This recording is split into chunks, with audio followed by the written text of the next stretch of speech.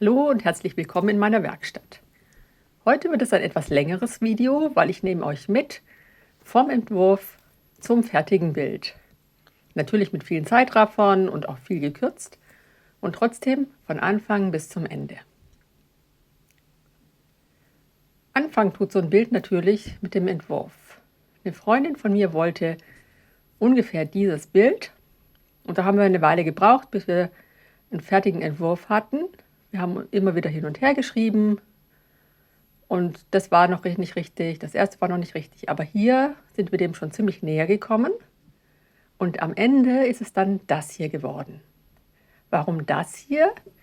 Sie hat Folgendes dazu geschrieben: Der bunte Anker für ein buntes Glaubensleben und der Hintergrund als Erinnerung, auch in schlechten Zeiten an Jesus festzuhalten und dass nach der Dunkelheit immer wieder Licht kommt. Und dass Jesus mein Leben bunt macht, egal wie dunkel es um mich ist. Das ist es. Deswegen wurde es also dieser Entwurf. Den habe ich dann in DIN A4 gemacht und dann an so einem kleinen Lichttisch, den ich habe, umgesetzt in ein anderes DIN A4-Blatt. Und zwar habe ich da die Umrisse abgezeichnet. Diese Umrisse brauche ich später als Vorlage.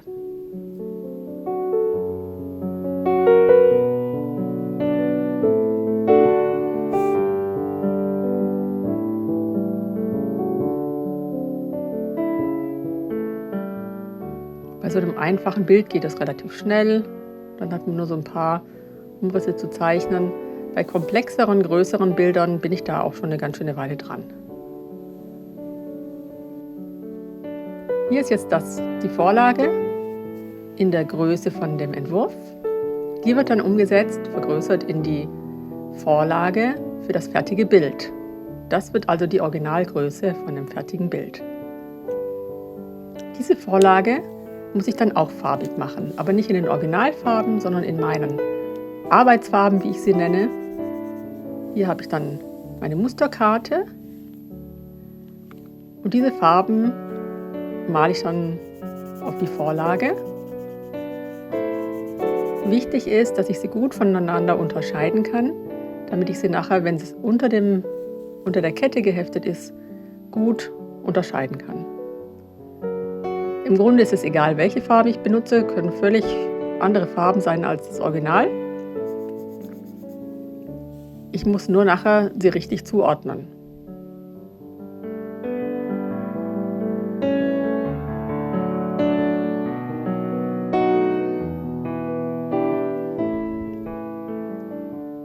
Normalerweise mache ich bei den Vorlagen den Hintergrund schwarz, also alles, was nachher der Hintergrund wird, ist schwarz, das habe ich hier weggelassen.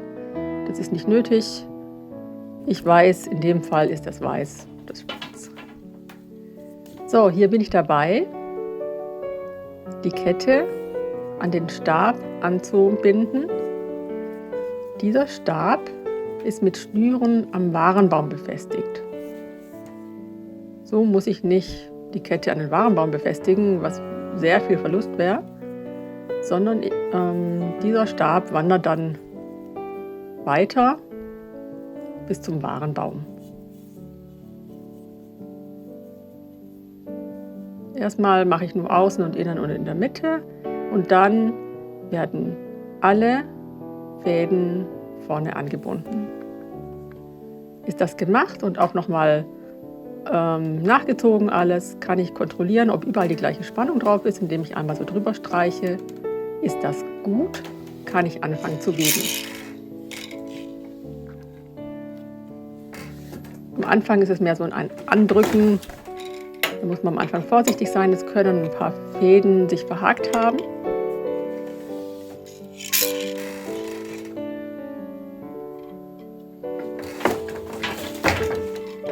Ist das dann aber soweit, webe ich so lange, bis die Kettfäden sich gleichmäßig verteilt haben, also bis diese Lücke zwischen den einzelnen Bündeln nicht mehr da ist.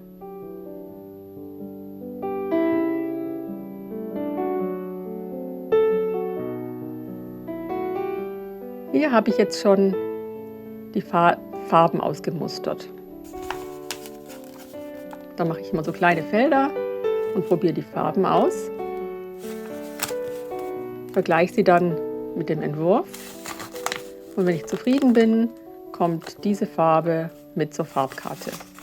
Wenn ich nicht zufrieden bin, mache ich so lange, bis ich finde, dass die Farbe dem entspricht, was im Entwurf erwartet wird.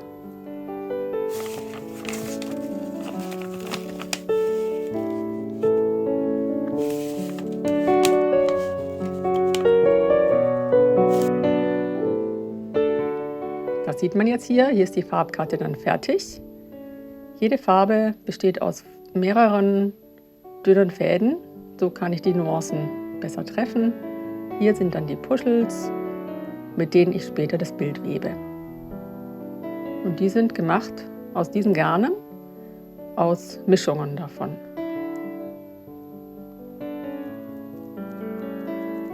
Hier habe ich die 4 verschiedenen Graus, die ich brauche für den Hintergrund.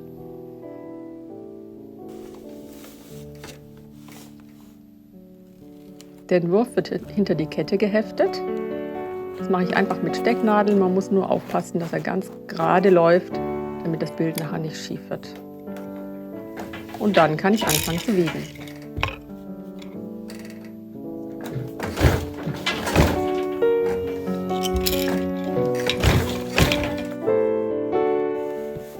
Hier habe ich schon ein paar Schuss gewebt. Man sieht da schon die Farben. Und wie immer muss ich bei dem Auslesetritt die Fäden hochheben, bei denen ich möchte, dass da nachher nicht der Hintergrund zu sehen ist. In dem Fall nicht das Grau.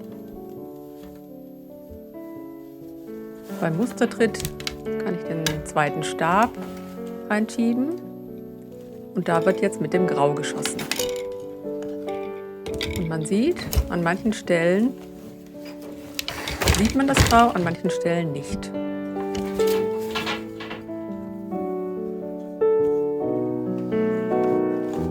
Und da können jetzt die Farben eingelegt werden.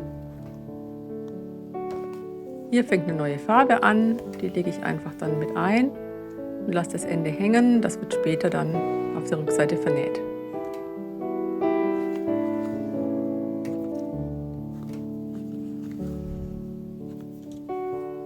So werden alle Farben von einem ganzen Schuss eingelegt.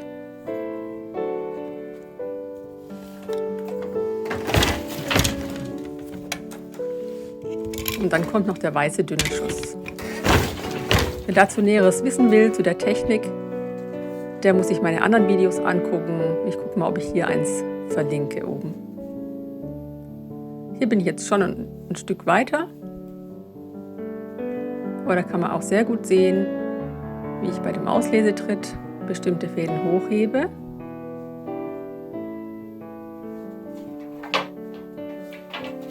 Beim Mustertritt kommt dann der zweite Stab, den ich hochkant stelle, damit der graue Faden durchgeschossen werden kann. Und auch hier sieht man gut, an manchen Stellen sieht man das Grau, an manchen Stellen nicht.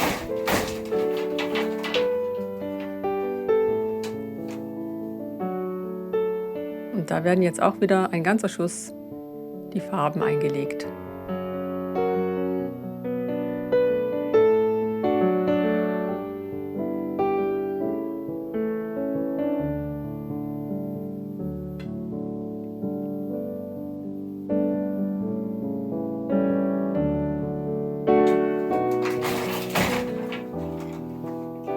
Und jetzt beim anderen Tritt der weiße Schuss. Hier bin ich schon ein Stück weiter. Und hier bin ich dann tatsächlich schon fast am Ende.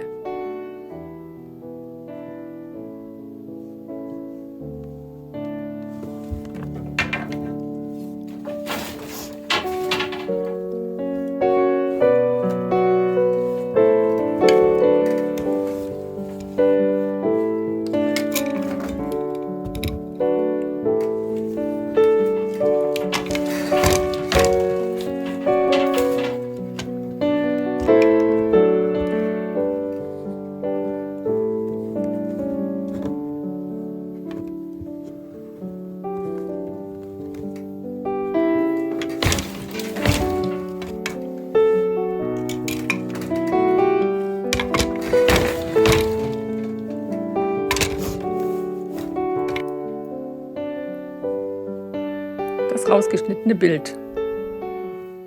Von hinten und hier von vorne mit den ganzen Fäden, die jetzt vernäht werden müssen. Die vernähe ich mit einer Nadel, die man hier leider jetzt nicht so gut sieht. Die hat vorne eine kleine Kugel. Auch dazu gibt es ein extra Video, das heißt Fäden vernähen.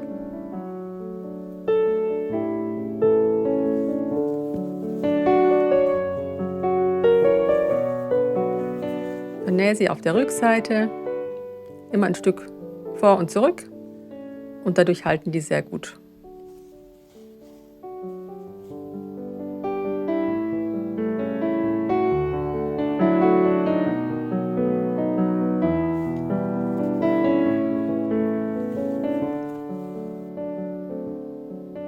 So sieht jetzt das fertige Bild aus nach dem Vernähen. Aber es muss ja noch aufgespannt werden. Hier alles, was ich brauche für den Keilrahmen. Die einzelnen Leisten werden zusammengesteckt.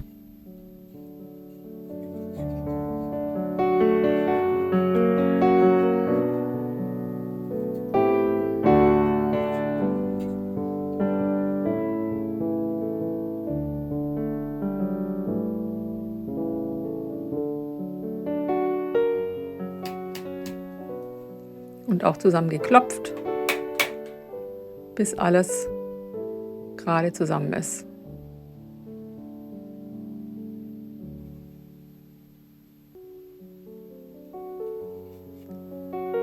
Wenn ich den Eindruck habe, es passt, kontrolliere ich das nochmal mit einer Karte. Man kann auch das mit dem Geodreieck oder so machen, um zu gucken, ob der rechte Winkel stimmt. Jetzt können die Fäden abgeschnitten werden, da sie gut vernäht sind, einfach direkt am Gewebe. Und der Keilrahmen kommt aufs Bild. In dem Fall habe ich ja viel zu viel drumherum, was erstmal abgeschnitten werden muss. Hilfreich ist es, wenn man einen Faden zieht, dann kann man Faden gerade abschneiden.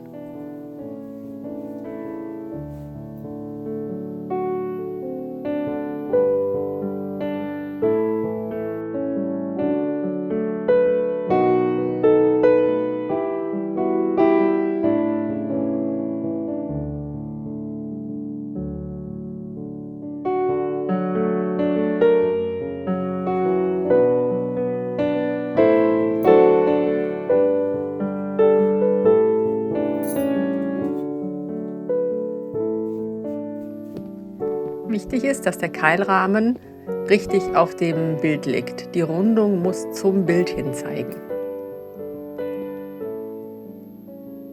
Bei solchen kleinen Bildern, wo ich beide Seiten umschlagen muss, schneide ich was von den Ecken weg. Ihr werdet das später sehen, es würde zu dick werden in den Ecken. Zuerst tacke ich die Ecken fest.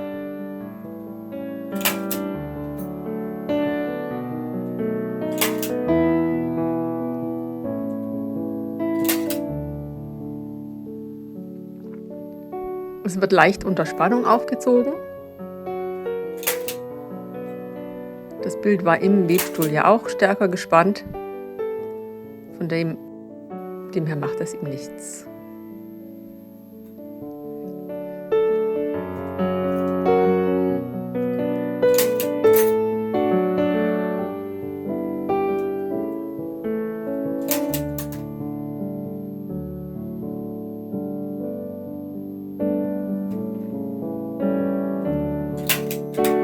Hier sieht man, dass die Ecken dann so schräg verlaufen.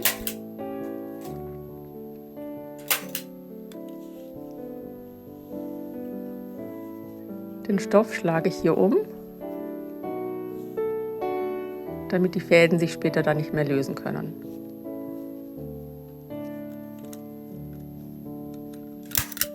An der Außenseite sieht man diese Schräge leicht. Ich finde das aber immer noch besser, als wenn das hinten dann so wahnsinnig dick wird, weil der Stoff dann wirklich mehrfach übereinander liegen würde.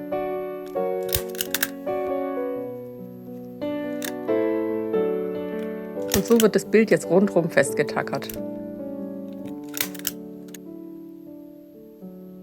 Wenn Wenn das alles erledigt ist, dann kommen die Aufhängungen dran.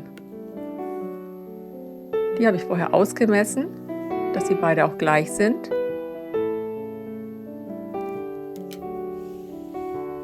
Und zum Schluss kommt die Signatur.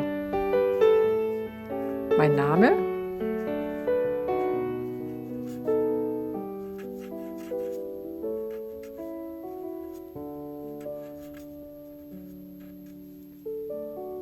Und das Jahr.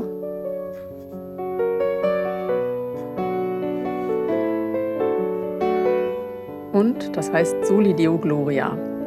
Viele Musiker haben das unter ihre Werkstücke geschrieben. Ich fand das toll. So ist das fertige Bild aufgezogen und hier ist es fertig zum Aufhängen. Schön, dass ihr den ganzen Weg dabei wart. Tschüss!